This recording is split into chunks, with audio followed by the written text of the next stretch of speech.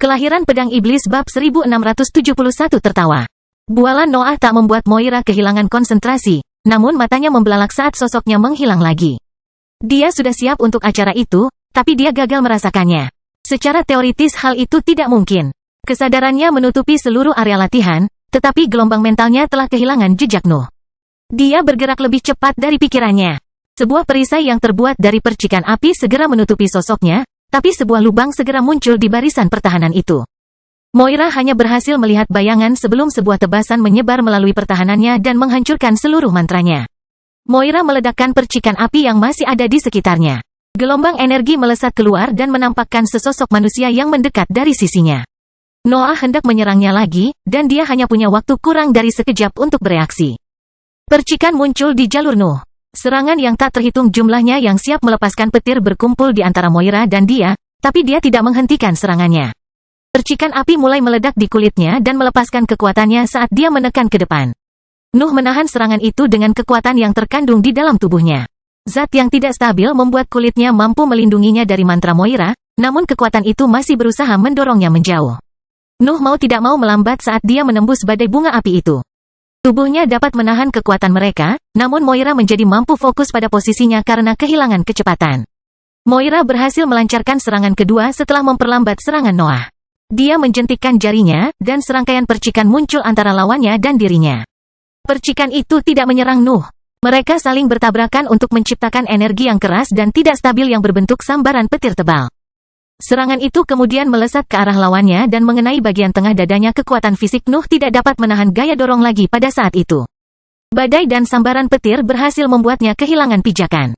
Nuh terbang mundur, dan dia segera menabrak tembok hitam. Moira memutuskan untuk menang dalam pertempuran tersebut. Dia meninggalkan posisinya untuk pertama kalinya selama pertarungan dan terbang mengejar Noah. Percikan berkumpul di sekitar sosoknya saat dia mendekati Noah, dan serangkaian sambaran petir perlahan mulai memenuhi seluruh area latihan. Noah dapat melihat bahwa domain Moira mengambil alih area pelatihan. Dia mengisi lingkungan dengan hukumnya. Tidak butuh waktu lama sebelum dia bisa melemparkan beberapa versi petir terakhir kemanapun dia mau. Raungan keluar dari dadanya saat pedang iblis meninggalkan ruang terpisah.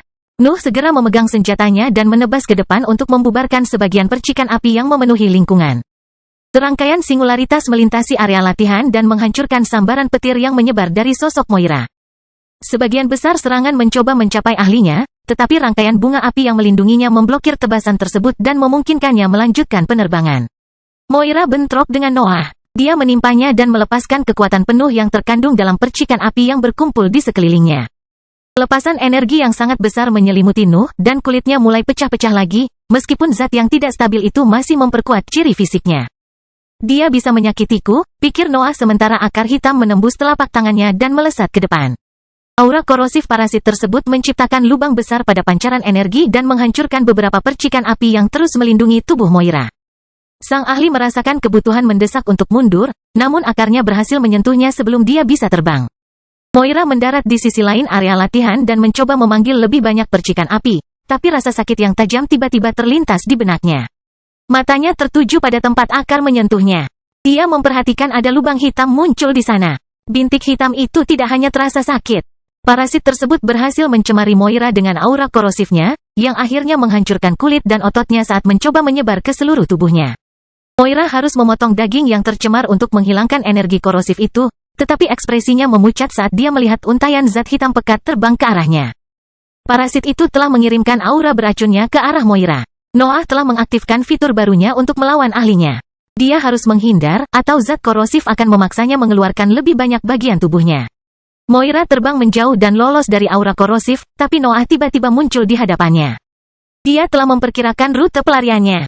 Serangan jarak jauh sebelumnya dengan parasit hanyalah sebagian dari taktiknya. Noah mengayunkan pedangnya, tapi percikan api mulai berbenturan tepat di atas sosok Moira. Serangkaian sambaran petir tebal terbang keluar dari dirinya ketika Noah menyelesaikan serangannya, dan singularitas akhirnya menghantam mantra itu. Akibat dari benturan tersebut adalah ledakan keras yang menghempaskan kedua ahli tersebut. Noah dan Moira mendapati diri mereka berada di sisi berlawanan dari area latihan lagi, dan senyuman dingin perlahan muncul di ekspresi mereka. Mereka tampak sama-sama serasi. Kedua ahli itu masih menahan sebagian besar kemampuan mereka, tapi mereka tidak melupakan tujuan di balik pertarungan itu.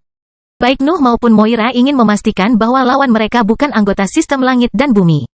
Tetap saja, mereka mulai menikmati pertarungan tersebut, dan itu bisa membuat mereka melupakan tujuan itu. Berapa banyak kekuatan yang kamu gunakan? Moira bertanya. Menurutku setengahnya, jawab Noah. Bagaimana denganmu? Lebih dari setengahnya, Moira tertawa. Jangan bilang padaku bahwa kamu sebenarnya lebih kuat dariku. Sudah kubilang aku siap menghancurkan seluruh danau terapung, dengus Noah. Aku sudah menangani 2 di antaranya. Yang satu punya ahli kuat bernama Otto, tapi aku juga sudah merawatnya. Moira membeku ketika dia mendengar nama itu, dan bahkan para pemimpin lain yang masih menggunakan mantra pertahanan mereka menyebarkan teknik mereka untuk memeriksa Noah dan Harold.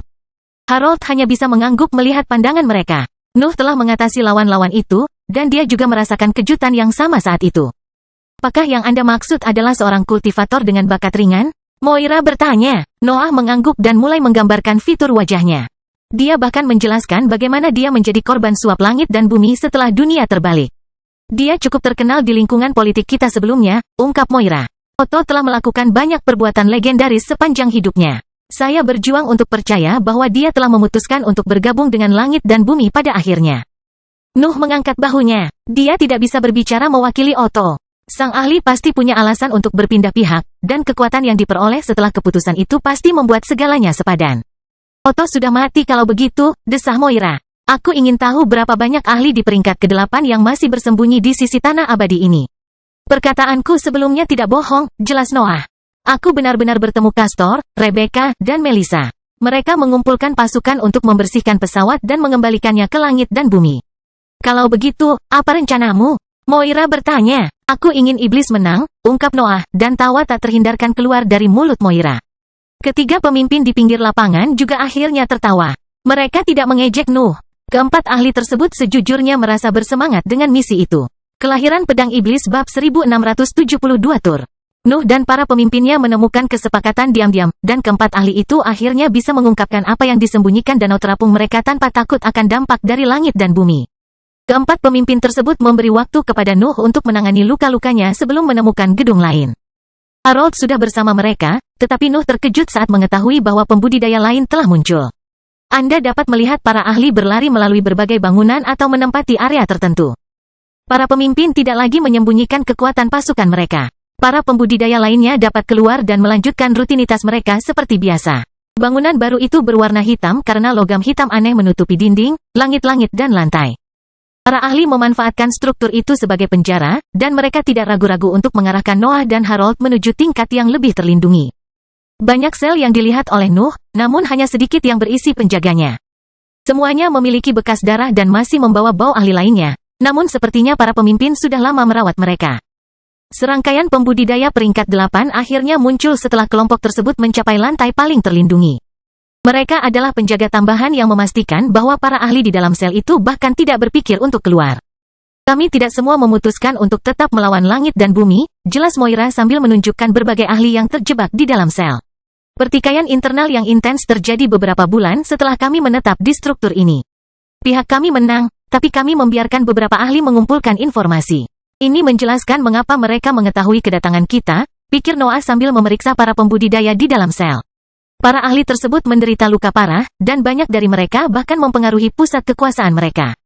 Mereka tidak dapat mengungkapkan tingkat kegagalan mereka lagi, tetapi para pemimpin menggunakan benda-benda bertulis dan obat-obatan untuk membuat mereka tetap hidup. Apakah kamu menemukan sesuatu yang menarik? Nuh bertanya. Tidak juga, desah Moira. Langit dan Bumi adalah sebuah buku yang terbuka jika dipelajari dengan metode yang benar, namun banyaknya informasi yang terkandung di dalamnya sangatlah besar. Mendapatkan apa yang Anda inginkan hampir mustahil kecuali mereka memilih untuk mengungkapkannya. Kami membutuhkan waktu lama untuk mengetahui kedatangan Anda, lanjut Delbert. Peranmu adalah memimpin pertempuran terakhir di sisi negeri abadi ini. Tampaknya situasi kita saat ini hanya akan membawa kemenangan bagi iblis, jadi langit dan bumi telah memutuskan untuk bertindak. Sebaliknya, kedatangan rombongan Nuh justru membuat suasana menjadi heboh. Mereka bisa mengumpulkan kekuatan lain dan menciptakan pasukan yang mampu melawan iblis. Tentu saja Nuh tidak percaya bahwa rencana langit dan bumi berakhir di situ. Kelompoknya hanya menghitung 30 ahli, dan mereka tidak lebih dari kultivator tahap cair. Kekuatan lemah seperti itu tidak dapat mempengaruhi hal-hal yang menyangkut seluruh dunia. Apa yang mereka rencanakan? Nuh bertanya-tanya sementara para pemimpin membawanya keluar penjara untuk menunjukkan kepadanya bangunan lainnya. Sebuah gagasan samar perlahan terbentuk di benak Nuh saat dia meninjau masalah tersebut. Langit dan bumi memang ceroboh, tetapi mereka tetap menjadi eksistensi paling kuat di dunia. Kesalahan bisa saja terjadi, namun Nuh tidak percaya langit dan bumi bisa kacau jika menyangkut masalah sepenting itu. Iblis bisa mengendalikan seluruh pesawat, jadi tidak masuk akal jika langit dan bumi tidak memberikan instruksi yang lebih baik. Seberapa kuatkah keinginan seluruh pesawat? Nuh bertanya-tanya. Mungkin perlu waktu lama untuk mengkonsumsinya, apalagi penyebarannya terus berlanjut. Namun, ia harus menghabiskan energi untuk menyebabkan mutasi. Setiap tenaga membutuhkan bahan bakar. Jumlah energi yang dimiliki seluruh pesawat sangatlah besar, namun bukan berarti tidak terbatas, terutama karena tidak ada cara untuk mengumpulkannya lebih banyak. Mutasi tersebut membuat materi berada di bawah kendali kehendak dunia lain, namun hal itu tidak meningkatkan cadangan energinya. Nuh bahkan percaya bahwa bidang yang diserap tersebut menghabiskan kekuatan untuk menyebarkan dan menghasilkan iblis. Mungkin langit dan bumi hanya ingin kita mempercepat kematian yang tak terelakkan atas kehendak pesawat lain, simpul Noah dalam benaknya. Mereka tidak ingin tentara menang dan membersihkan tanah abadi. Mereka hanya ingin mereka melakukan perlawanan. Kesimpulan itu terdengar masuk akal, dan bahkan cocok dengan metode langit dan bumi. Para penguasa itu tidak pernah peduli pada bawahannya. Mereka akan mengorbankannya tanpa berpikir dua kali jika tindakan tersebut membawa hasil positif. Bagaimana cara menggunakan ini untuk keuntunganku? Nuh bertanya-tanya tanpa mengungkapkan kesimpulannya kepada para pemimpin. Rencana Nuh tidak jelas. Dia ingin para iblis menang dan menguasai pesawat, tapi dia tidak punya alat untuk mempengaruhi area seluas itu. Bahkan penambahan kekuatan Moira tidak akan cukup untuk tugas tersebut. Saya membutuhkan pasukan yang jauh lebih besar, simpul Noah dalam benaknya. Pencarian danau terapung lainnya harus dilanjutkan. Juga, saya harus menyelesaikan proyek saya sebelum pertempuran terakhir dimulai. Menjelajahi adalah bagian yang mudah. Sebaliknya, melawan para penggarap atau seluruh kekuatan yang memutuskan untuk bergabung dengan sistem langit dan bumi bisa berakibat fatal. Otto telah menunjukkan betapa tidak siapnya Noah, dan kekhawatirannya semakin bertambah setelah bertemu Moira dan yang lainnya. Nuh tahu bahwa dia kuat. Kecakapan bertarungnya tidak masuk akal. Dia adalah eksistensi panggung gas paling kuat di dunia, dan gelar itu akan tetap ada bahkan setelah naik ke level berikutnya. Namun, Nuh menentang langit dan bumi. Keberadaan tersebut dapat membangkitkan kembali para penggarap dengan nyaman dan menciptakan tindakan balasan yang sempurna terhadap hukumnya. Semua kekuatan di dunia tidak dapat membantu Nuh jika langit dan bumi memutuskan untuk menggunakan taktik terbaik mereka. Mereka pada akhirnya akan menemukan serangan yang dapat menjaga hukum dan rekan-rekannya, dan Nuh ingin menemukan solusi sebelum terlambat. Sejujurnya, Nuh mempunyai solusi, namun upaya untuk mewujudkannya menimbulkan banyak risiko. Mencemari keberadaannya dengan hukum yang kacau adalah pertaruhan yang tampaknya tidak dapat diperbaiki oleh sejumlah tes. Suasana hati Nuh menjadi gelap saat dia membahas masalah ini berkali-kali. Bangunan-bangunan di dalam danau terapung tidak menarik minatnya. Dia hanya ingin mendapatkan kekuatan sempurna untuk melawan langit dan bumi, tapi itu harus menghadapi risiko yang sangat besar. Kalau begitu, apa rencanamu? Moira bertanya setelah rombongan selesai menunjukkan semua bangunan. Kita harus terus mencari kekuatan lain, jelas Noah. Pihak lain sedang mengumpulkan pasukan, jadi kita harus melakukan hal yang sama.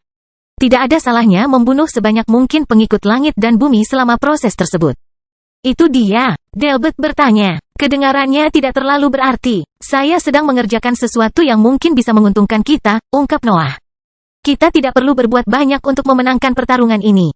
Kita hanya perlu membuka jalan bagi iblis. Aku ingin tahu apakah kita bisa meningkatkan kemampuan mereka. Apakah kamu ingin kami membantu monster yang telah menghancurkan rumah kami dan membunuh banyak teman kami? Iris bertanya. Aku ingin kamu menjadi iblis, pikir Noah, tapi dia mengingat kata-kata itu dalam pikirannya. Hubungan dengan para pemimpin masih rapuh, sehingga Noah tidak ingin membuat mereka takut terlalu cepat. Meski begitu, dia harus meletakkan dasar untuk kerja sama itu, apalagi dia sudah ingin hengkang. Kelahiran Pedang Iblis bab 1673 perintah. Menurutku kamu harus tetap di sini untuk sementara waktu, kata Noah setelah Harold dan dia sendirian. Tur ke danau terapung telah usai. Keempat pemimpin tersebut bahkan menawarkan dukungan mereka terkait barang-barang bertulis dan obat-obatan. Inventaris mereka bukan yang terbaik, tapi Noah dan Harold tetap menghargai sikap itu. Kamu ingin aku pergi? Harold bertanya. Saya pikir metode rekrutmen Anda akan lebih meyakinkan. Apakah Anda menginginkan saya di organisasi Anda? Saya punya proyek berbahaya, jelas Noah. Segala sesuatunya mungkin menjadi sangat buruk bagiku dan orang-orang yang berada dalam jangkauanku. Ini demi kebaikanmu sendiri. Seberapa berbahayakah yang kita bicarakan? Harold mendengus. Kemampuan bertarungmu luar biasa, tapi aku juga cukup kuat. Aku bisa membantu. Nuh hanya bisa melirik Harold. Pakar tersebut telah mengubah pendapatnya tentang organisasi Nuh. Dia sepertinya ingin bergabung dengannya dan melihat lebih banyak petualangannya. Mungkin aku tidak terlalu buruk sebagai seorang pemimpin, Noah tertawa dalam hati, namun wajahnya tetap tegas. Aku punya pekerjaan lain untukmu, ungkap Noah, dan cahaya redup mulai bersinar di mata Harold. Akhirnya, beberapa tindakan, Harold berteriak. Moira dan yang lainnya tidak ingin meninggalkan tempat ini, jelas Noah. Mereka sudah jujur pada kita, tapi aku bisa merasakan keraguan-raguan mereka. Mereka hanya akan memaksa kita mengumpulkan lebih banyak pasukan sebelum mempertimbangkan untuk meninggalkan pertahanan ini. Itu normal saja, komentar Harold. Ini adalah rumah mereka. Mereka telah kalah dalam banyak pertempuran selama krisis ini. Keraguan mereka tidaklah mengejutkan. Saya setuju, tapi itu masalah besar, desah Noah. Saya tidak bisa fokus mengumpulkan pasukan sambil mengembangkan tindakan balasan terhadap langit dan bumi. Mungkin tidak terlihat seperti itu, tapi kita tidak punya banyak waktu. Yang lain di tim kita mungkin sudah menciptakan pasukan yang layak. Kita harus mempercepat semuanya ada di pihak kita. Harold terdiam. Dia dapat memahami maksud Nuh, namun pendekatannya jelas mempunyai masalah. Sang ahli tidak keberatan melanjutkan penjelajahannya sendiri, tapi dia tidak punya kekuatan untuk menghadapi ancaman seperti Otto. Bahkan mustahil bagi Harold untuk tampil sebaik Noah. Dia tidak bisa menangani seluruh danau terapung sendirian. Dia tidak memiliki kekuatan ledakan dan kecakapan bertarung yang luar biasa. Bagaimana kalau kita menemukan Otto yang lain? Harold menyuarakan keraguannya. Makanya kamu perlu meyakinkan yang lain, jelas Noah. Memiliki seluruh pasukan yang kamu miliki akan meningkatkan tugas secara signifikan. Ahli seperti Otto masih akan menjadi masalah, tapi setidaknya kamu bisa mengandalkan pasukan yang tepat. Itu tidak akan mudah, komentar Harold. Tidak pernah, desah Noah. Kami melawan dunia yang memberikan kami nafas. Saya akan kecewa jika pertarungan ini ternyata mudah. Harold terdiam lagi. Dia tahu bahwa Nuh tidak berusaha meninggalkan medan perang. Dia pasti punya alasan penting untuk memutuskan menyerahkan perekrutan kepada orang lain. Apakah kamu mencoba untuk mendapatkan kekuatan yang mengubah permainan? Harold akhirnya bertanya. Itulah rencananya, ungkap Noah. Saya rasa saya bisa menangani misi ini, Harold mengumumkan. Yang lain berpura-pura suka di sini, tapi diam-diam mereka muak dengan lingkungan ini. Kekuatan mereka akan stagnan jika mereka terus tinggal di sini. Saya pikir mereka akan memutuskan untuk keluar jika saya memaksa. Kalau begitu, mari kita bertemu kembali di danau pertama, perintah Noah. Saya akan tetap berada di hutan belantara untuk sementara waktu, dan saya bahkan akan mencoba mengumpulkan lebih banyak pasukan jika semuanya berjalan baik. Namun, pertempuran terakhir mungkin akan terjadi di sana, jadi kita bisa menggunakannya sebagai tujuan akhir kita. Bagaimana saya tahu kapan waktunya tepat? Harold bertanya. Saya merasakan samar-samar bahwa langit dan bumi akan memperingatkan kita tentang hal itu, kata Nuh. Mereka harus mengawasi lingkungan ini dengan cermat. Mereka mungkin akan memicu pertempuran sendiri setelah pihak mereka mendapat cukup pasukan. Harold hanya bisa mengangguk. Langit dan bumi cukup bisa diandalkan dalam hal itu. Bagaimanapun, mereka telah membuat seluruh misi menjadi mungkin. Nuh dan yang lainnya tidak akan pernah berhasil mencapai sisi lain tanah abadi sendirian. Terlebih lagi, tugas Harold memiliki beberapa aspek positif. Dia tidak akan sendirian, dan pasukan Moira mengenal sebagian besar ahli di dunia itu. Mereka dapat memperingatkannya dan menyiapkan beberapa penjelasan tentang setiap organisasi baru yang mereka temui. Suruh mereka pergi, Noah mengingatkan Harold sebelum meninggalkan gedung dan memasuki air biru.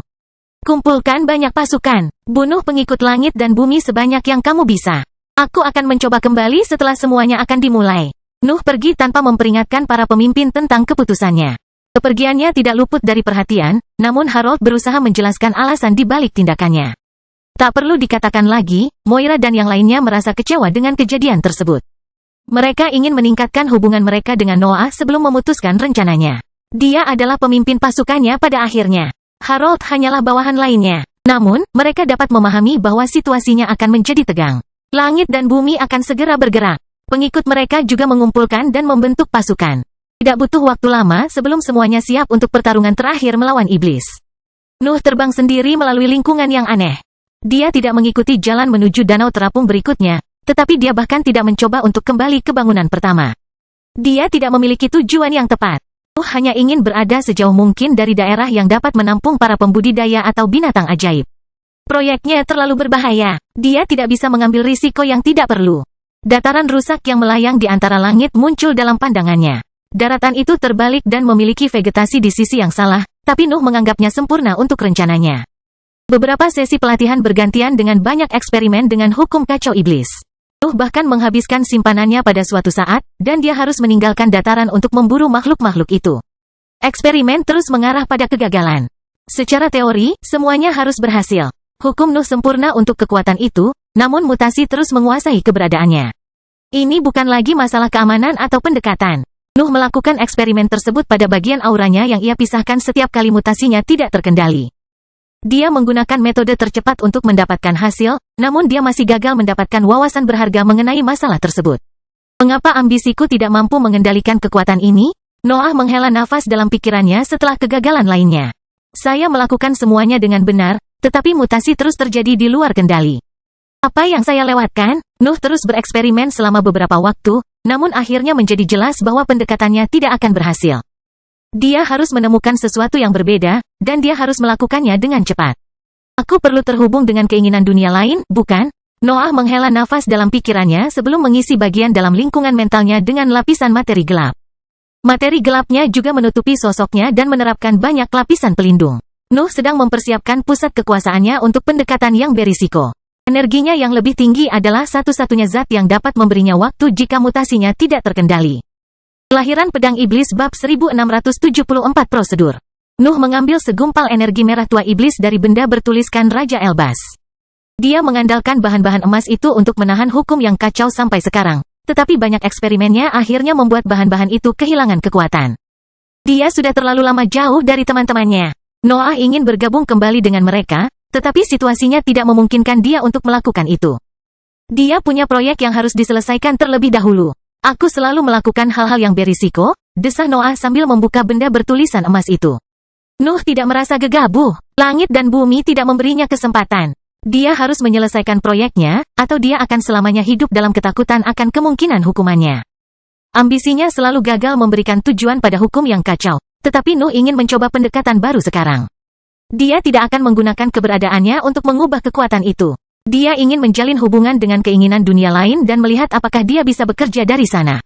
Cahaya merah tua segera menyinari wajahnya. Nuh melihat benda bertulis Raja Elbas hancur dan berubah menjadi berbagai bahan saat hukum yang kacau mulai mempengaruhi strukturnya.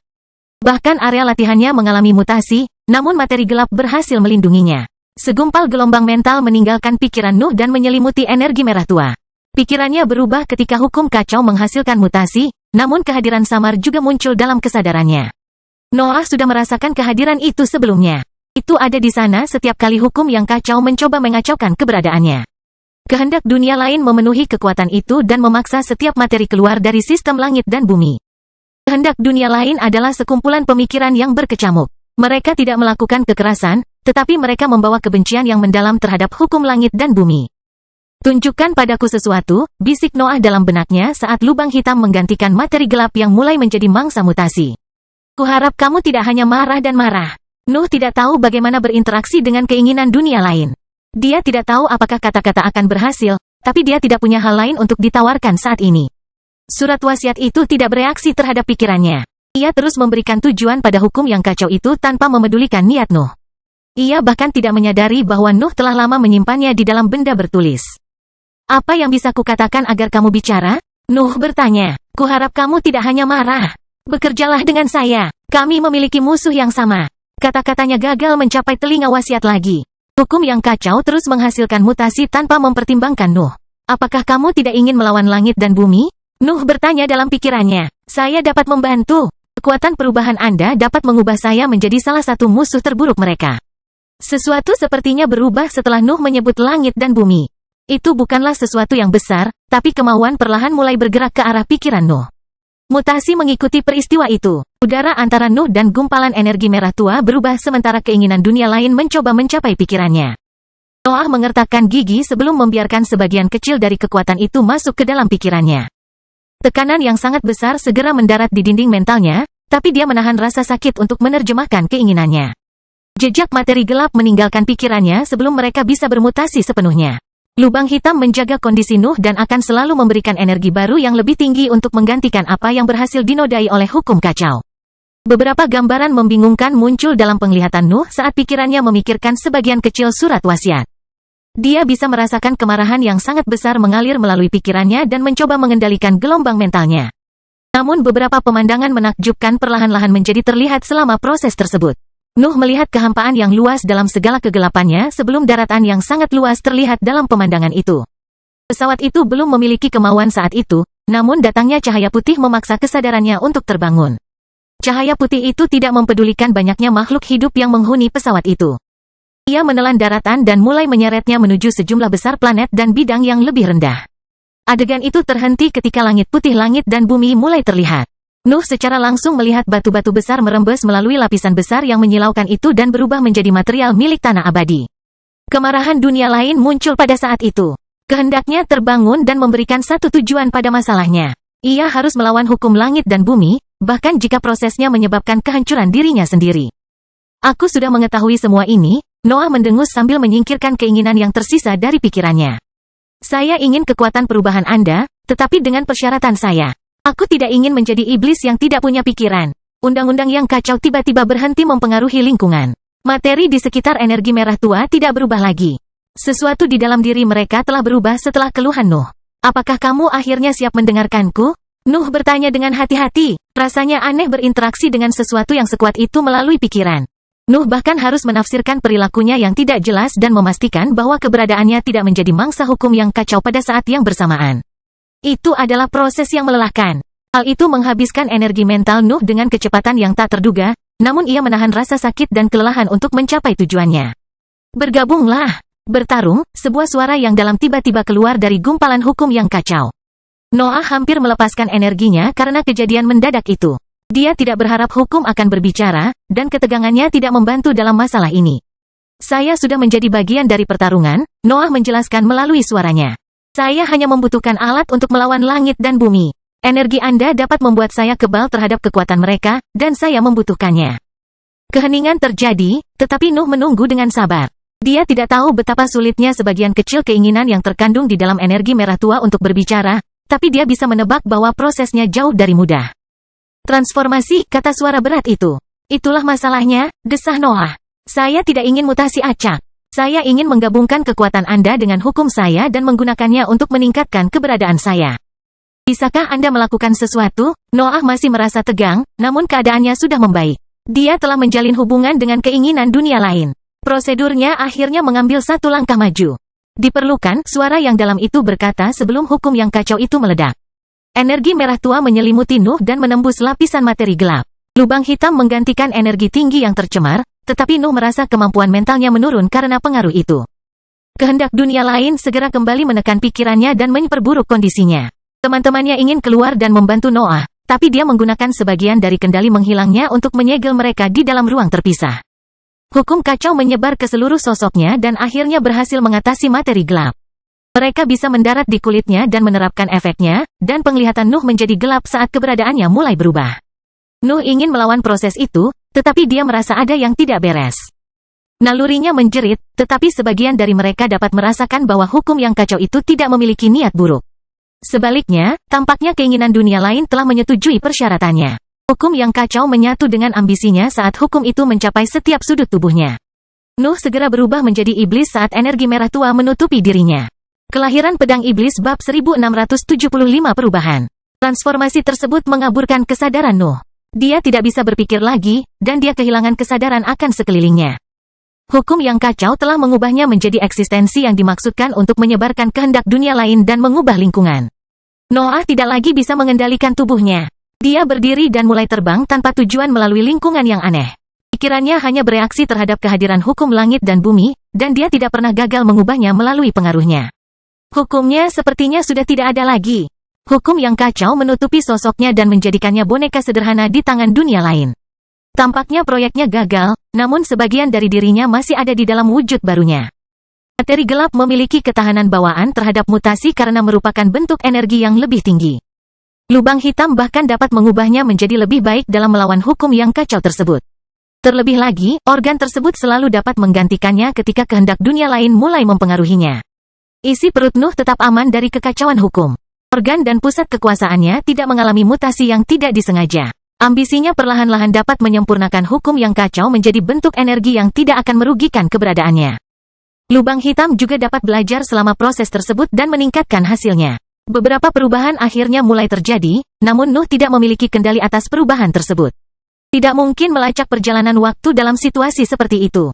Mengontrol tindakannya juga tidak mungkin dilakukan. Nuh hanya bisa hidup sebagai iblis dan merasakan apa yang dirasakan makhluk aneh itu. Kemarahan dunia lain memenuhi pikirannya. Perasaan itu begitu kuat hingga bisa menekan kesadarannya dan mengancam akan menghancurkan lingkup mentalnya. Noah tidak menyadari situasinya yang berbahaya. Dia tidak berpikir. Gambar mengalir melalui matanya, tapi dia tidak bisa mempelajarinya. Perjalanannya akhirnya membuatnya bertemu dengan iblis lainnya. Dia tidak berinteraksi dengan mereka, tetapi mereka secara naluriah berkelompok dan mulai mempengaruhi wilayah yang lebih luas. Langit dan bumi tidak bisa membiarkan pasukan iblis berkeliaran dengan bebas di dunia mereka. Mereka tidak memiliki metode yang efektif untuk melawan makhluk-makhluk itu, namun mereka masih berusaha memperlambatnya. Petak-petak besar awan gelap memenuhi langit dan tanah. Kekacauan di area tersebut menyulitkan langit dan bumi untuk memahami di mana harus menyebarkan kesengsaraan, sehingga pemandangan aneh akhirnya mengelilingi para iblis. Energi tersebut sebagian berubah menjadi berbagai jenis materi, namun sebagian besar menyatu dengan hukum yang kacau. Lapisan merah tua di sekitar Nuh bertambah besar dan kekuatan perubahan yang dikandungnya semakin intensif. Kesengsaraan berkecamuk untuk sementara waktu. Langit dan bumi tidak mau menyerah dalam pertempuran, tapi iblis menjadi lebih kuat selama serangan itu. Iblis sekali lagi membuktikan diri mereka sebagai musuh terburuk langit dan bumi, tapi mereka juga punya kelemahan, terutama di dunia itu. Tidak butuh waktu lama sebelum sekelompok hiu yang bermutasi menyadari pasukan tersebut dan menyerbu melalui masa kesengsaraan untuk memakannya.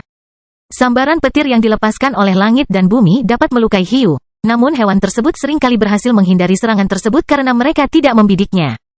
Hiu dapat mencapai tentara tanpa mengalami cedera apapun. Pertahanan bawaan mereka dapat menghentikan sambaran petir yang sesekali mendarat di tubuh mereka, sehingga mereka dapat mengabaikan kesengsaraan. Hiu menyerang iblis dan dengan cepat memakan hukum kacau mereka. Yang terakhir tidak bisa berbuat banyak melawan binatang ajaib itu karena menyalin kemampuan mereka tidak ada gunanya. Hiu tingkat menengah kemudian mendekati Nuh dan mengarahkan gigi tajamnya ke arahnya. Percikan mengalir ke seluruh tubuhnya saat kecepatannya meningkat. Tidak butuh waktu lama sebelum makhluk itu menabrak sosoknya dan menghancurkan sebagian lapisan merah tua. Hiu itu mulai memakan hukum yang kacau, namun ketakutan yang luar biasa memenuhi tubuhnya ketika giginya mencapai materi gelap yang tersembunyi di bawah lapisan merah tua itu. Sebuah kekuatan tarik kemudian menutupi sosoknya dan perlahan menyeretnya ke dalam kegelapan Nuh. Makhluk itu berjuang untuk melepaskan diri dari kekuatan itu, tetapi akar, cakar, dan taringnya menusuk tubuhnya dan menyeretnya lebih dalam ke dalam kegelapan. Hiu itu menghilang dalam hitungan detik, tapi binatang ajaib lainnya mengabaikan kejadian tersebut. Anggota kelompok lainnya terlalu sibuk memakan hukum yang kacau hingga tidak bisa memikirkan rekan-rekan mereka yang telah jatuh. Namun, kerusakan yang mereka timbulkan pada Nuh membuat perilakunya berubah. Energi merah tua akhirnya memberinya kesempatan untuk menyerang makhluk-makhluk itu, dan dia tidak ragu untuk menyerang mereka. Ambisi Nuh menyebar ke seluruh wilayah. Itu merembes melewati lapisan merah tua dan memenuhi seluruh medan perang. Dampak dari hukumnya tidak pernah sekuat ini. Ambisinya mempengaruhi iblis, hiu, dan masalah lainnya. Itu memaksa mereka semua untuk berevolusi meskipun mereka telah mengalami mutasi. Sementara itu, Noah menembak ke arah hiu terdekat. Jari-jarinya menjelma menjadi cakar panjang yang tak segan-segan ia tebaskan ke arah lawannya. Kilatan merah tua mengikuti serangan itu, dan mayat makhluk tanpa kepala itu mulai jatuh ke tanah. Segumpal materi gelap menyebar dari sosoknya dan menelan hiu yang jatuh. Energi yang lebih tinggi menyeret mayat ke dalam Nuh saat dia mencari lawan lain. Kawanan hiu itu tidak terlalu kuat. Itu menampilkan satu spesimen tingkat atas, tetapi makhluk itu terlalu sibuk melahap hukum yang kacau hingga tidak bisa memikirkan Nuh. Nuh bisa terbang dari hiu ke hiu dan memotong kepala mereka dengan cakarnya yang berwarna merah tua. Serangannya menghasilkan singularitas, tetapi juga menampilkan warna yang sama dengan hukum yang kacau. Pembantaian terus berlanjut, dan pemimpinnya akhirnya harus memutuskan untuk fokus pada Nuh. Makhluk itu tidak peduli dengan bawahannya, tetapi ambisi Nuh mulai mencemari hukum yang kacau balau. Dia merusak makanannya. Ambisi Nuh telah mengubah sebagian besar lingkungan pada saat itu. Awan gelap telah menjadi danau kecil yang melayang di langit. Jejak hitam muncul di udara, dan beberapa iblis menjadi lebih gelap. Mutasi masih terjadi, namun tidak tampak acak seperti sebelumnya. Mereka mulai mempunyai tujuan. Mereka ingin masalah yang terkena dampak menjadi lebih baik daripada berubah begitu saja. Pemimpin melakukan serangan biasa yang menghasilkan percikan api melalui sosoknya. Itu mencapai Nuh dalam sekejap, tetapi Nuh hanya membutuhkan satu tangan untuk memblokir serangan itu. Tangan cakar Nuh menggenggam kepala hiu itu dan menahannya. Makhluk itu ingin menggunakan kemampuan bawaan lainnya, tetapi Noah menusukkan jarinya ke tubuhnya dan memaksa hukumnya mengalir melalui jaringannya. Campuran antara ambisi dan hukum yang kacau mengalir di dalam diri Hiu dan mengubah jaringannya. Makhluk itu biasanya menggunakan energi itu untuk mengembangkan kemampuan bawaan baru, tetapi kehadiran Nuh tidak memungkinkan perbaikan yang berantakan seperti itu. Daging sang pemimpin menjadi tidak stabil. Seluruh tubuhnya mulai bergetar, dan organ-organnya mulai kehilangan akses terhadap energi utamanya. Hiu tersebut tidak dapat mengerahkan kemampuan bawaannya di bawah pengaruh kekuatan Nuh, dan retakan segera menyebar ke seluruh tubuhnya. Hiu itu akhirnya meledak menjadi kekacauan berdarah. Tubuhnya tidak dapat menahan kekuatan perubahan yang mengalir dari Nuh. Dagingnya terlalu tidak stabil untuk menerima peningkatan yang tepat, sehingga dagingnya hancur. Kelahiran Pedang Iblis bab 1676 berkumpul. Kawanan Hiu tidak bisa berbuat banyak setelah kehilangan pemimpinnya. Nuh membunuh mereka semua dan membiarkan materi gelapnya menyerap tubuh mereka. Kekuatannya memungkinkan Iblis mengakhiri pertempuran dalam waktu singkat. Tetap saja, Iblis dan lingkungan secara keseluruhan telah berubah selama pertarungan. Hukum bukan lagi milik langit dan bumi, tetapi transformasi serupa juga terjadi pada makhluk lainnya. Iblis yang masih hidup menjadi gelap. Mutasi yang mereka picu tidak lagi mencerminkan kekacauan kehendak dunia lain. Mereka berusaha mendorong masalah tersebut agar berkembang, yang membuat mereka semakin dekat dengan ambisi Nuh. Tentu saja Noah masih belum sadar dengan sekelilingnya. Keadaan kesadarannya tidak membaik, tapi iblis lain telah mengembangkan hubungan dengan keberadaannya. Tindakan Noah bahkan tidak mengikuti nalurinya. Itu hanyalah hasil dari kehendak dunia lain yang memenuhi pikirannya, namun keberadaannya mulai mempengaruhi kekuatannya.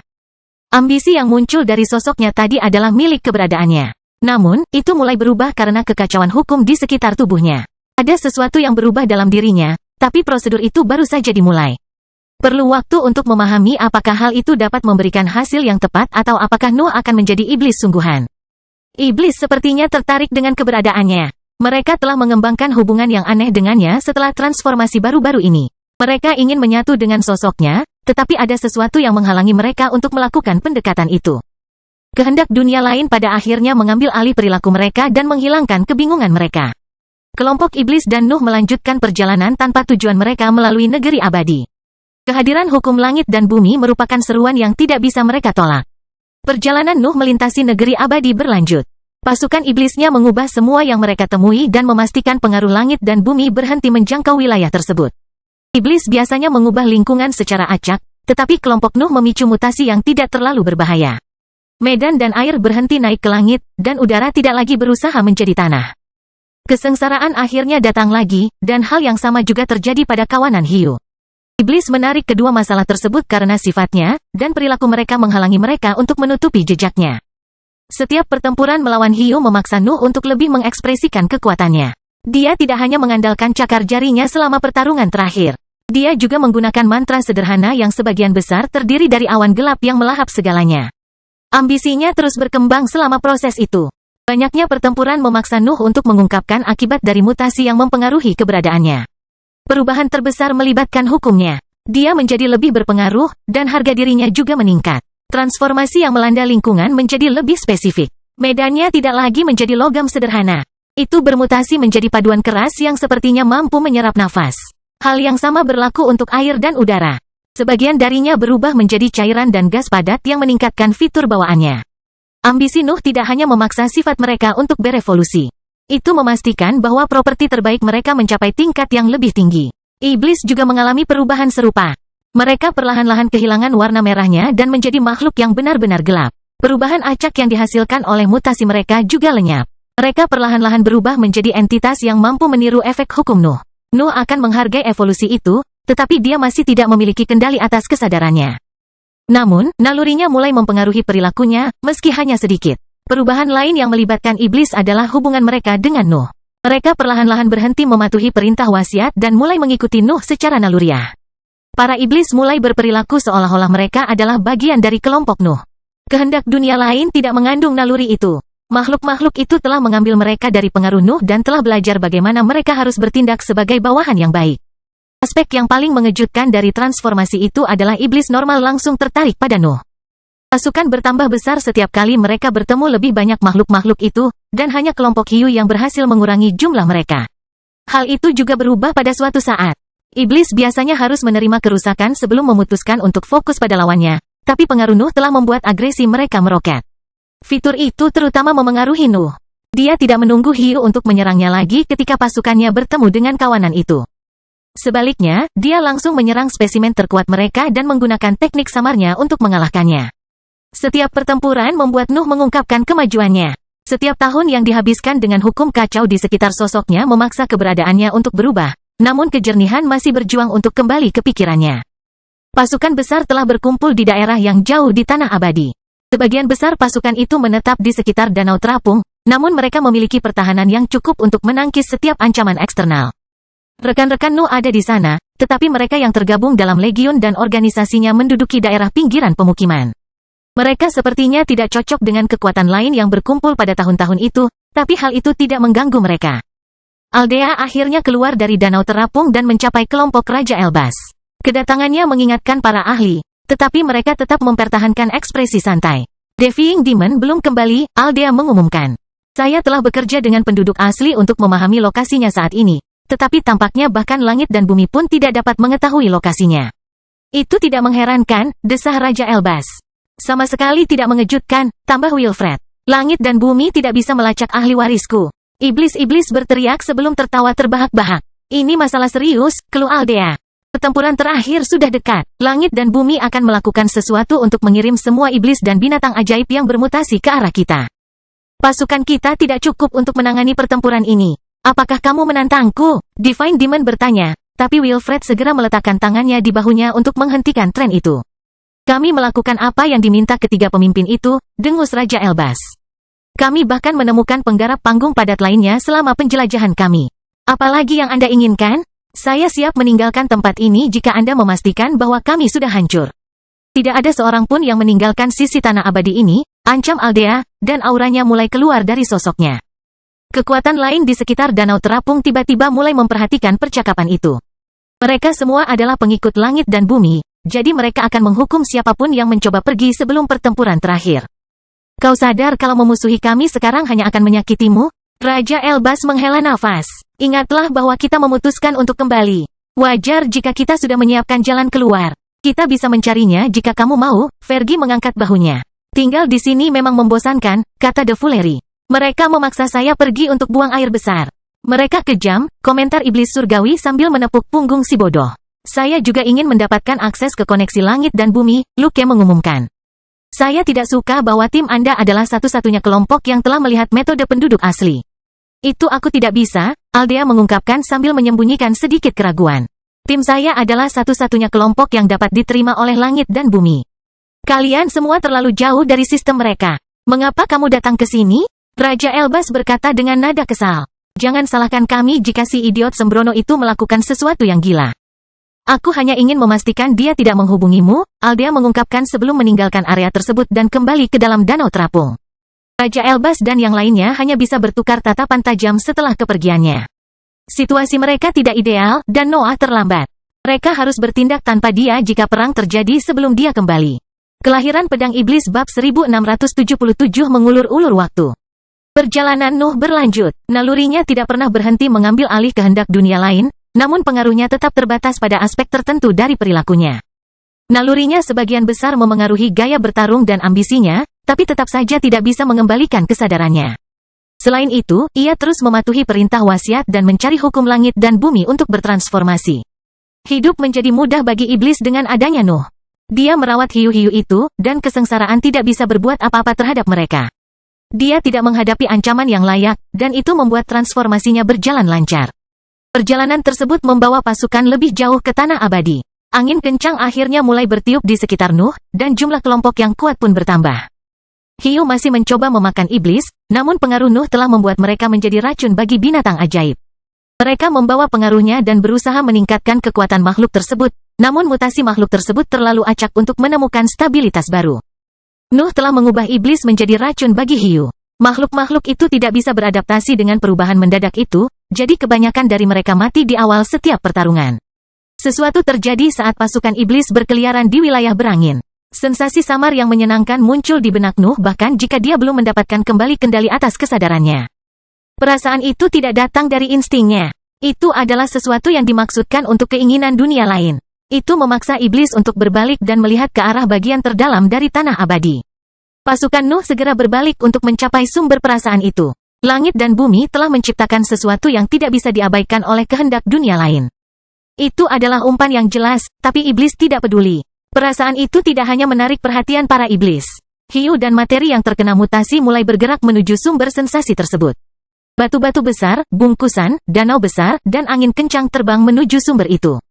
Tampaknya langit dan bumi akhirnya memulai rencana mereka.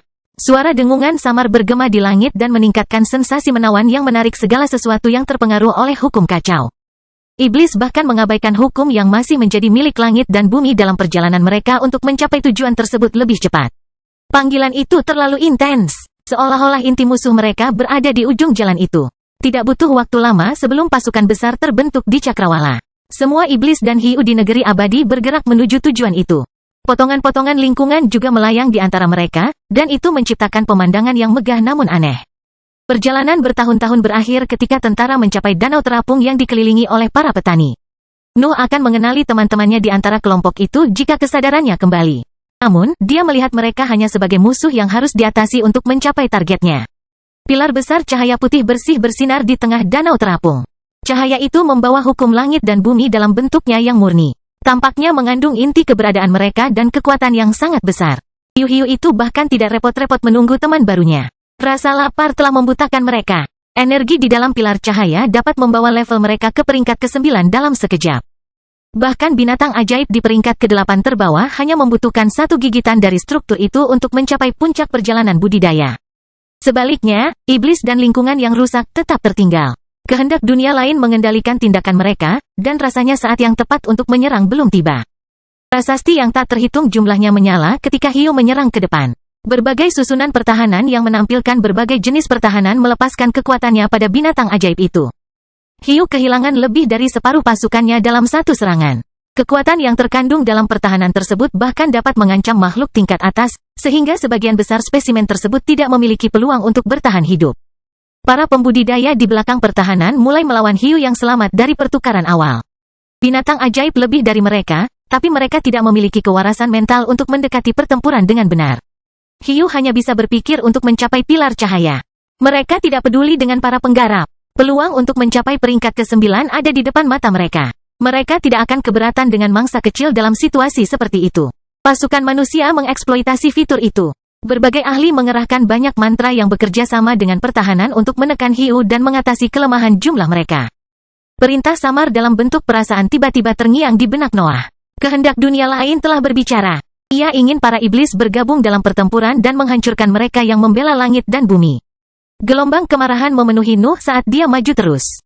Iblis lainnya mengikutinya dalam formasi pertempuran yang tidak terorganisir, sementara bagian dari lingkungan yang tercemar melesat ke depan. Pertahanannya menghancurkan tanah tercemar dalam sekejap, tapi mereka berjuang untuk mempengaruhi pasukan iblis. Makhluk-makhluk itu memiliki perlawanan bawaan terhadap sebagian besar hukum, dan ahli prasasti yang menetapkan garis-garis itu juga termasuk dalam sistem langit dan bumi. Beberapa iblis mati, tapi hukum kacau mereka mengalir di dalam diri teman mereka dan bukannya menyebar ke lingkungan. Kebanyakan dari mereka mencapai Nuh karena makhluk-makhluk itu secara naluriah dapat mengenali keunggulannya. Iblis akhirnya mendarat di pasukan manusia. Tidak ada keraguan dalam perilaku mereka saat itu. Kehendak dunia lain telah memutuskan bahwa mereka harus menjaga para penggarap, sehingga mereka tidak perlu menderita kerusakan sebelum menyerang. Serangan itu akhirnya cukup efektif. Iblis membatasi diri untuk menyebarkan pengaruhnya melalui tentara, namun kekuatan mereka cukup mematikan. Mereka bisa memaksa keberadaan lawannya untuk berubah, dan itu merusak sebagian besar teknik mereka. Gelombang mantra mengikuti kemenangan awal itu. Pasukan manusia mengandalkan hukum yang bukan milik langit dan bumi untuk menyerang iblis, tapi mereka tidak berhasil mencapai banyak hal. Mengandalkan hukum yang bukan milik langit dan bumi membuat para penggarap itu semakin lemah. Hanya mereka yang tidak menjual keberadaan mereka kepada penguasa yang bisa bertarung dengan baik, tapi iblis adalah makhluk yang tangguh. Sebagian besar iblis akan membangun kembali diri mereka sendiri setelah serangan menghancurkan mereka. Hukum yang kacau tidak akan tersebar di lingkungan kecuali jika hukum tersebut menghabiskan kehendak dunia lain dalam strukturnya. Terlebih lagi, beberapa iblis tampak lebih kuat dari yang lain. Spesimen yang lebih gelap menampilkan agresi intens yang membuat mereka mengeksploitasi ketahanan bawaan mereka. Mereka dapat langsung menyerang para pembudidaya dan membiarkan mutasi melakukan sisanya. Noah juga tidak menahan diri. Ambisinya mengalir melalui tentara dan memperkuat pengaruh hukum yang kacau balau. Kebanyakan petani mencoba melawan dampaknya, namun mereka hanya menderita selama perjuangan itu. Ambisi Nuh dapat meningkatkan keberadaan mereka, namun hukum mereka akhirnya mengalami mutasi parsial, yang menyebabkan hasil yang lebih lemah. Ambisi Nuh tidak luput dari perhatian. Keberadaannya telah berubah, namun teman-temannya dapat mengenali hukumnya bahkan setelah transformasi tersebut. Raja Elbas adalah orang pertama yang menghubungkan pengaruh tersebut dengan ambisi Nuh. Dia tahu rencananya untuk menggunakan hukum yang kacau untuk mengembangkan keberadaannya. Dia bisa memahami bahwa prosedur tersebut memiliki peluang untuk mengubahnya menjadi iblis. Ini bukan waktu yang tepat untuk bertempur, kata Raja Elbas sambil menyelam di tengah pasukan musuh dan muncul di hadapan Nuh. Kami hanya mengulur waktu. Langit dan bumi sedang memikirkan sesuatu. Nuh tidak memberikan jawaban apapun. Sebaliknya, dia langsung menyerang Raja Elbas dan mencoba menusuk dadanya dengan jari cakarnya. Perisai emas muncul di depan Raja Elbas dan memblokir cakarnya. Benda yang tertulis itu meleleh karena pengaruh Nuh, tapi hasil itu tidak mengejutkan sang ahli. Kurasa sudah waktunya untuk benar-benar bertarung denganmu, desah Raja Elbas, dan auranya menyebar ke lingkungan. Dia mengumumkan kepada seluruh dunia bahwa dia telah mencapai tahap cair. Kelahiran Pedang Iblis bab 1678 boneka. Nuh tidak peduli dengan tingkat budidaya Raja Elbas. Dia menyerang ke depan segera setelah sebuah lubang terbentuk di perisai emas, tapi benda bertulisan berbeda menghalangi jalannya lagi. Raja Elbas telah memanggil boneka raksasa berbentuk burung phoenix yang menerangi area itu dengan cahaya keemasannya. Makhluk itu melingkarkan cakarnya di lengan Nuh, dan hukum kacau di sekitar sosoknya sepertinya tidak mampu mengubah strukturnya. Raja Elbas telah menghabiskan waktu lama mempelajari iblis. Dia telah mengadaptasi sebagian besar ciptaannya dengan makhluk-makhluk itu ketika dia berada di sisi lain tanah abadi, dan mereka akhirnya cukup efektif melawan Nuh. Sang ahli pun menerima ambisi Nuh. Dia tidak melawan pengaruhnya seperti lawan Nuh sebelumnya, jadi bonekanya akhirnya menjadi lebih baik di bawah pengaruh itu. Burung phoenix bertambah besar ukurannya. Cahaya yang terpancar dari api emasnya semakin kuat hingga menjadi pancaran terik yang membakar lawan di dekatnya. Cakar makhluk itu pun terentang hingga mampu menutupi seluruh tubuh Noah. Boneka itu menembus lapisan hukum kacau yang menutupi sosoknya, namun gaya tarik mulai mempengaruhinya begitu menyentuh materi gelapnya. Burung phoenix mengeluarkan tangisan putus asa saat materi gelap Nuh menariknya ke dalam sosoknya. Mata Raja Elbas membelalak melihat pemandangan itu. Dia mengetahui sebagian besar kemampuan Nuh, tetapi dia belum pernah melihat teknik aneh seperti itu. Boneka itu menghilang, dan seringai dingin muncul di wajah Noah. Tawa gila kemudian keluar dari mulutnya sebelum dia melanjutkan serangan nekatnya terhadap temannya. Niat bertarung Raja Elbas melonjak. Noah adalah temannya, tapi selalu ada persaingan diam-diam di antara mereka berdua. Pertarungan itu bisa membuktikan siapa jenius terbaik di dunia mereka. Nuh meludahkan awan hitam yang memiliki ciri berbeda. Sebagian dari gas itu berubah menjadi api, sementara bongkahan hitam lainnya menjadi bilah yang ditembakkan ke arah Raja Elbas. Jari-jarinya pun terentang hingga menjadi pedang tajam. Nuh mewujudkan definisi monster dalam bentuk itu, dan Raja Elbas mau tidak mau menjadi serius saat melihatnya. Lautan api menyebar dari sosok Raja Elbas. Rasa penasarannya memenuhi lingkungan dan mempelajari ambisi Nuh. Dia memiliki kartu truf untuk melawan temannya, tetapi dia tidak tahu seberapa kuat kartu truf tersebut setelah mutasi. Pasukan boneka juga keluar dari cincin luar angkasa miliknya. Raja Elbas tidak pernah berhenti membuat benda-benda bertulis sepanjang hidupnya, dan kedua pasukan dapat menyaksikan kehebatan produknya di medan perang tersebut. Boneka berbentuk phoenix, berbentuk hydra, dan berbentuk titan memenuhi medan perang dan menyatu dengan lautan api sebelum berkumpul menuju Nuh. Awan emas besar jatuh di petak hitam kecil di langit bergerak menuju Raja Elbas, dan bentrokan mereka mengguncang seluruh area. Wayang berada pada tingkat menengah dan atas. Raja Elbas telah mampu menciptakan item tingkat atas yang bertahan lama setelah terobosannya di tahap cair, sehingga kecakapan bertarungnya mulai menyentuh tahap padat. Namun, hal yang sama juga terjadi pada Nuh. Kecakapan bertarungnya telah lama melampaui batas tingkat menengah, bahkan jika tubuhnya tidak membaik. Ambisinya juga mulai menjelajahi alam superior setelah menyatu dengan hukum yang kacau. Kedua ahli itu termasuk di antara eksistensi terbaik yang pernah menginjakan kaki di tanah abadi. Mereka dapat mengabaikan kesenjangan antar tahapan dan mengekspresikan kekuasaan yang jauh lebih besar dari yang seharusnya. Bentrokan teknik mereka menghasilkan gelombang kejut yang menyebar ke seluruh medan perang. Beberapa ahli yang lebih lemah dan hiu tidak dapat menahan guncangan tersebut dan meludahkan seteguk darah sebelum kehilangan kendali atas pusat kekuasaan mereka. Wilayah kekuasaan Nuh dan Raja Elbas menciptakan area di mana para penggarap lainnya tidak bisa masuk. Mutasi dan inspeksi akan menimpa para ahli itu segera setelah mereka menyentuh aura keduanya. Mereka telah membuat zona mati di mana hanya mereka yang bisa bertarung. Kemampuan hitam Nuh menyerupai kanker yang menyebar di antara cahaya keemasan yang menyilaukan itu.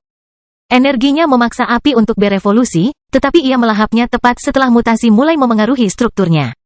Boneka-boneka tersebut mencoba menekan Nuh dengan kekuatan fisik dan berbagai kemampuan mereka, tetapi mereka tidak dapat menandingi pengaruh dan kekuatan fisiknya. Nuh adalah eksistensi tak terhentikan yang dapat mengubah dunia menjadi bagian dari wilayah kekuasaannya. Peleton boneka berbentuk titan melontarkan cambuk yang tak terhitung jumlahnya ke arah Nuh.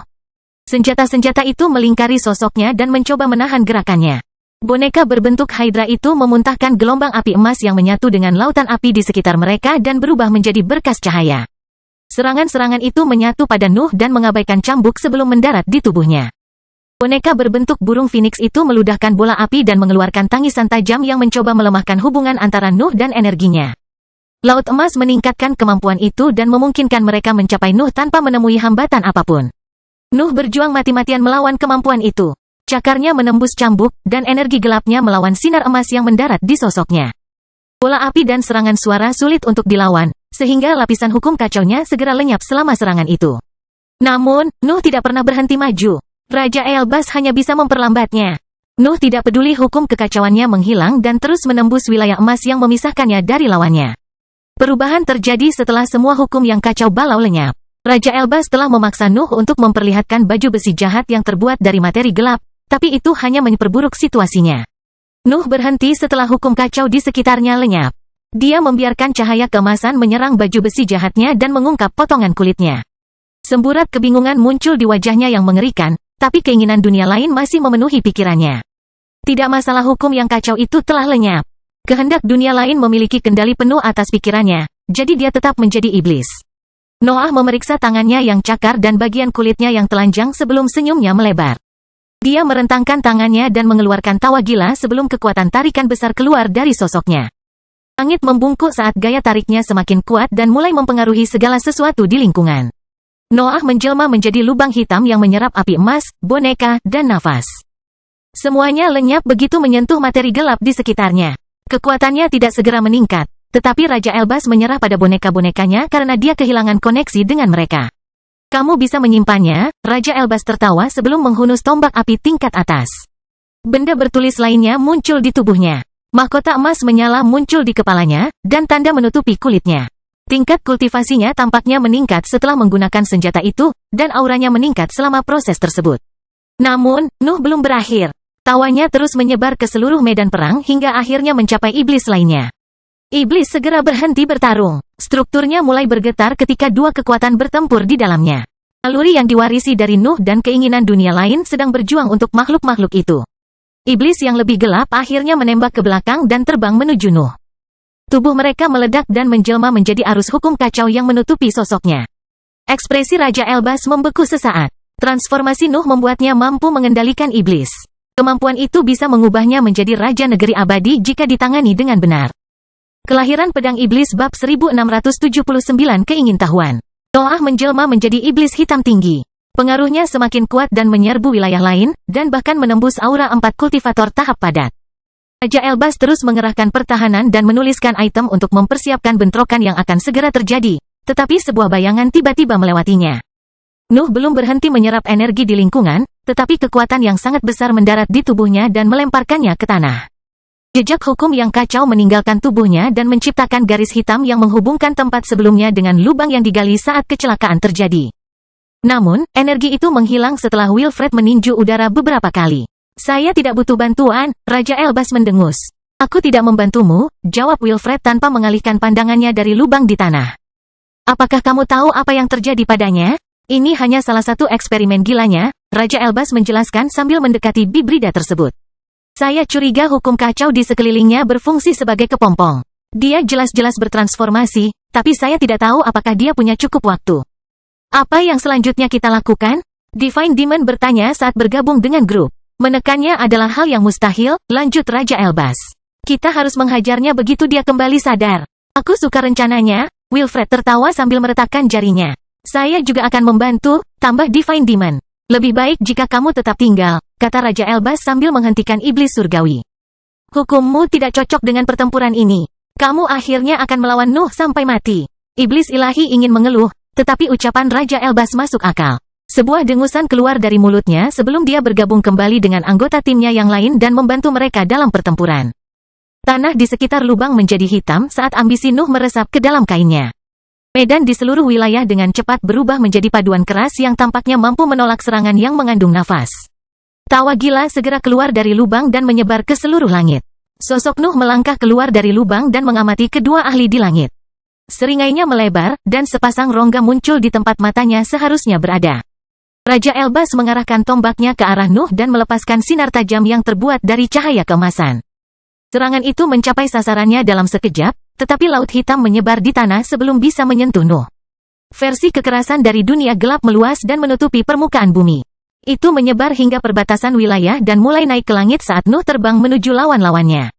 Wilfred mengangkat tangannya dan menyatukan tangannya sebelum melancarkan serangan besar-besaran ke arah laut hitam.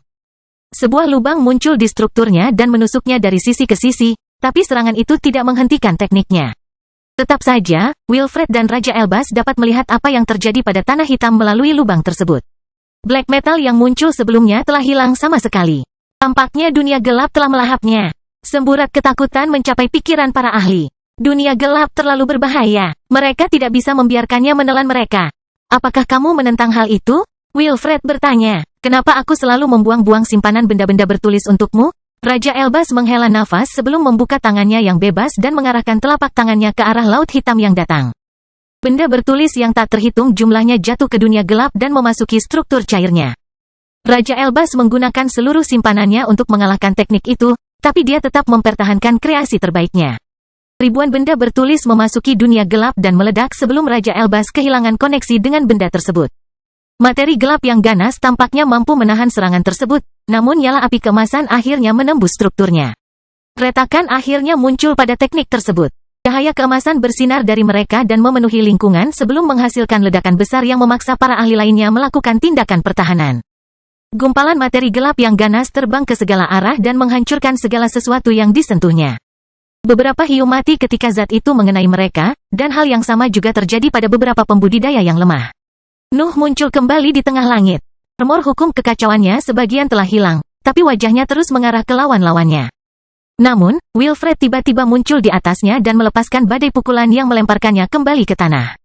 Wilfred tidak berhenti di situ.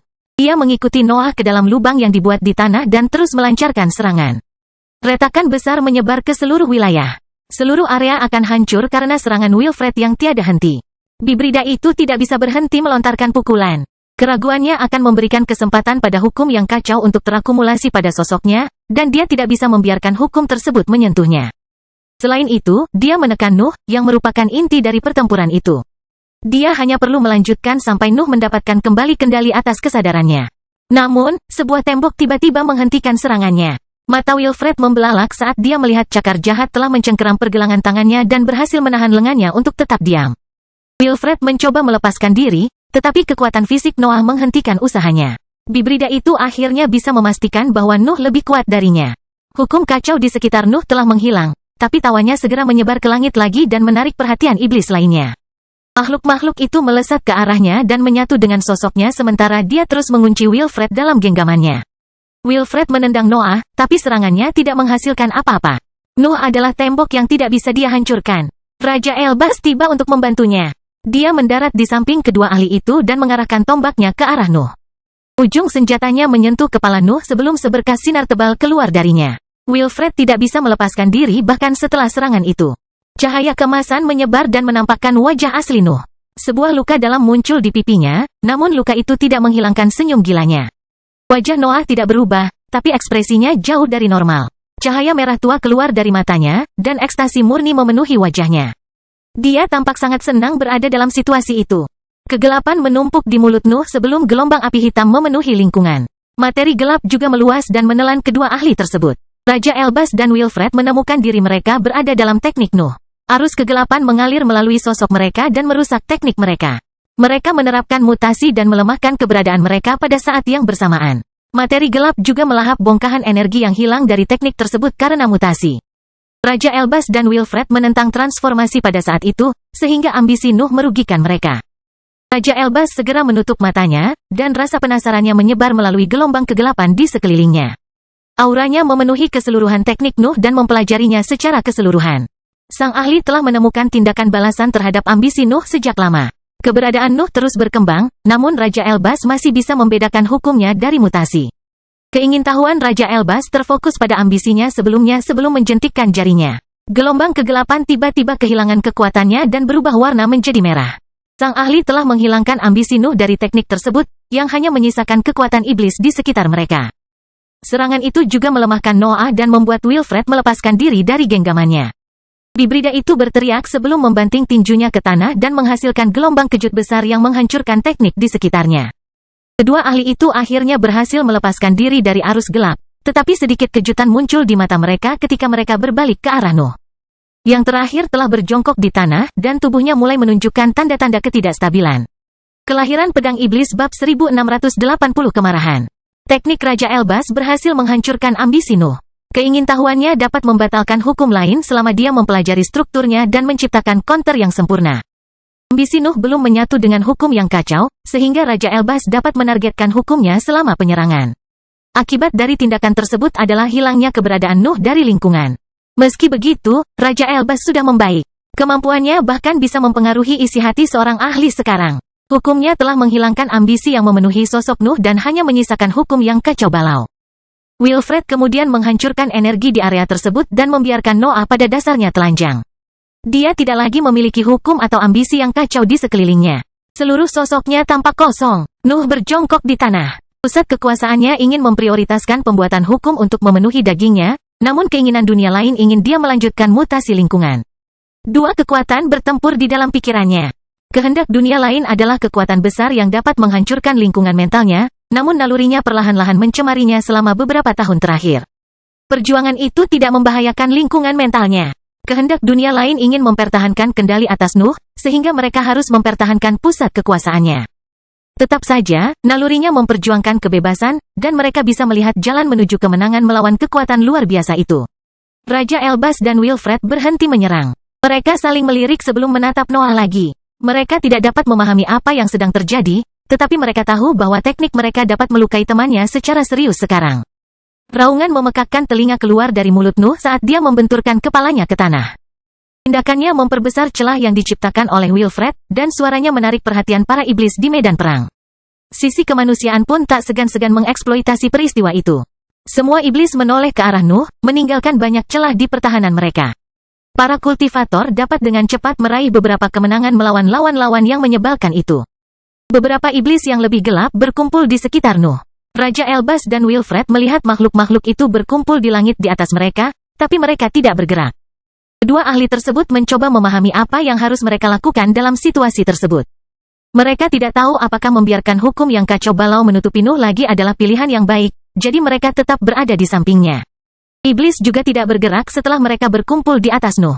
Perhatian mereka tertuju padanya, tapi mereka sepertinya kesulitan memutuskan bagaimana harus bertindak. Iblis mengalami pertarungan mental yang sama di dalam pikiran Nuh. Mereka bisa mendengar pengabdian mereka terhadap Nuh, tapi mereka juga anak-anak dari kehendak dunia lain. Noah terus mengaum dan membanting kepalanya ke tanah. Semburat kesadaran ingin muncul kembali dalam pikirannya, namun kehendak dunia lain tidak memberinya kesempatan untuk kembali. Warna iblis mulai berubah. Nuansa hitam dan merah saling bertarung untuk mendapatkan kendali atas sosok mereka. Pertarungan itu mewakili pertarungan mental mereka dan juga memberikan gambaran tentang apa yang terjadi di dalam diri Nuh. Apa yang terjadi? Sebuah pemikiran akhirnya berhasil muncul di benak Noah. Pemikiran itu berhasil menembus kehendak dunia lain dan memberikan secercah kesadaran pada Nuh. Namun, kekuatan besar itu dengan cepat menekannya lagi. Kejelasan singkat yang sampai pada Nuh membuat instingnya mengaum karena marah. Mereka hanya memiliki sedikit pengaruh terhadap pikirannya, namun mereka telah berhubungan dengan kemarahan dunia lain selama bertahun-tahun pada saat itu. Keinginan putus asa untuk menangkis keinginan itu memenuhi naluri Nuh. Mereka tahu bahwa dia tidak akan bebas selama kekuatan itu terus menguasai pikirannya, jadi mereka mengaktifkan kemampuan bawaannya sendiri.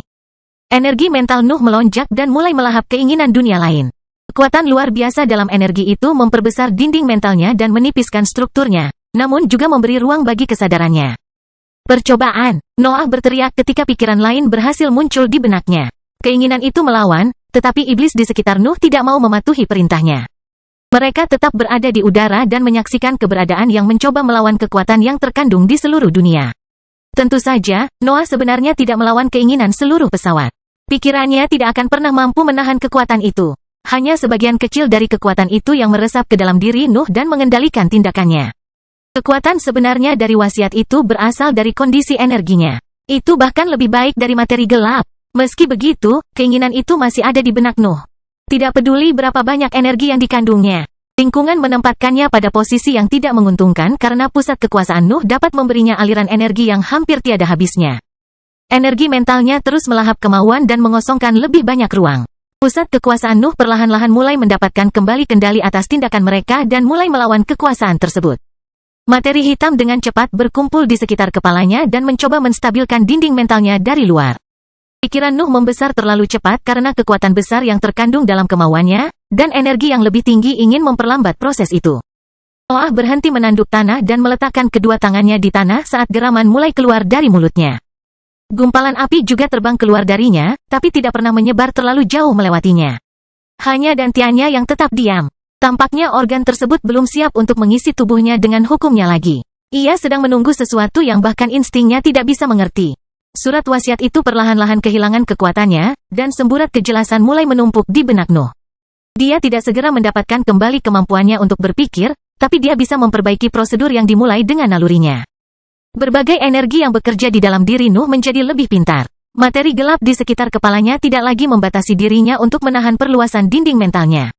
Itu menciptakan hubungan dengan mendengkur, Duanlong, dan parasit dan mengarahkan sebagian energi keinginan ke arah mereka. Lubang hitamnya mulai berputar lebih cepat dari sebelumnya. Ini memaksa tubuhnya untuk menstabilkan banyak mutasi yang mempengaruhi keberadaannya sejak transformasi. Asap hitam tipis keluar dari pori-pori Noah dan menciptakan selaput tipis yang menutupi kulitnya. Tubuhnya ingin mengubah dagingnya bahkan tanpa mengandalkan terobosan. Keluar, Noah berteriak dalam benaknya sebelum kehilangan kemampuan untuk berpikir lagi. Nuh hanya bisa merasakan. Dia merasakan gelombang kemarahan yang sangat besar, tapi emosi itu tidak datang dari keinginan dunia lain. Setiap serat dalam dirinya sangat marah. Bayangan beberapa tahun terakhir mengalir dalam benaknya, dan itu membuatnya marah. Kehendak dunia lain telah berhasil mengendalikan Nuh selama bertahun-tahun. Dia tidak bisa menerima hasil itu. Gelombang kemarahan mengalir ke dalam pikirannya dan memaksa energi mental bekerja lebih cepat. Keluar, Noah berteriak dalam pikirannya lagi, dan semburat kegelapan tiba-tiba muncul di dalam dantiannya. Tanah mulai bergetar saat aura Nuh bersiap untuk keluar. Raja Elbas dan Wilfred merasakan bahayanya dan saling bertukar pandang sebelum meninggalkan area tersebut. Noah sendirian sekarang. Kehendak dunia lain ingin para iblis tetap diam, tapi makhluk-makhluk itu akhirnya lepas dari kendalinya.